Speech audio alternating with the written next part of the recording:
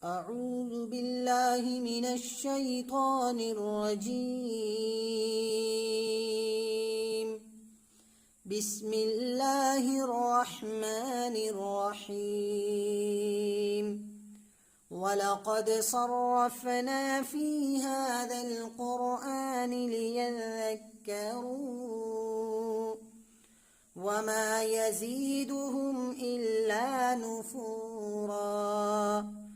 قل لو كان معه آلهة كما يقولون إذا لابتغوا إلى ذي العرش سبيلا. سبحانه وتعالى عما يقولون علوا كبيرا. تسبح له السماوات السبع والأرض ومن فيهن وإن من شيء إلا يسبح بحمده ولكن لا تفقهون تسبيحهم إنه كان حليما غفورا. وإذا قرأت القرآن جعلنا بينك وبين الذين لا يؤمنون بالآخرة حجابا مستورا. وجعلنا على قلوبهم أكنة أن يفقهوه وفي آذانهم وقرا.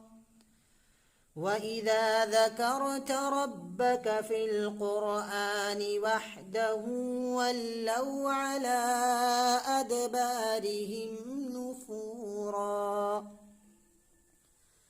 نحن أعلم بما يستمعون به إذ يستمعون إليك وإذ هم نجوى إذ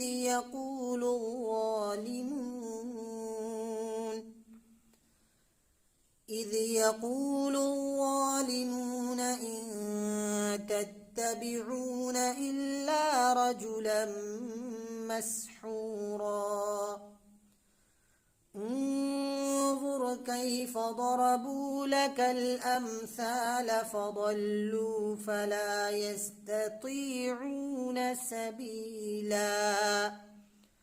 وقالوا أإذا كنا عظاما ورفاتا أإنا لمبعوثون خلقا جديدا.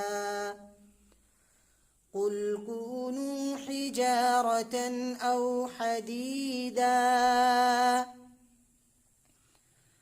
أو خلقا مما يكبر في صدوركم فسيقولون من يعيدنا قل الذي فطركم أول مرة فسينغضون إليك رؤوسهم ويقولون متاه قل عسى أن يكون قريبا. يوم يدعوكم فتستجيبون بحمده وتظنون إن لبثتم إلا قليلا. صدق الله العظيم.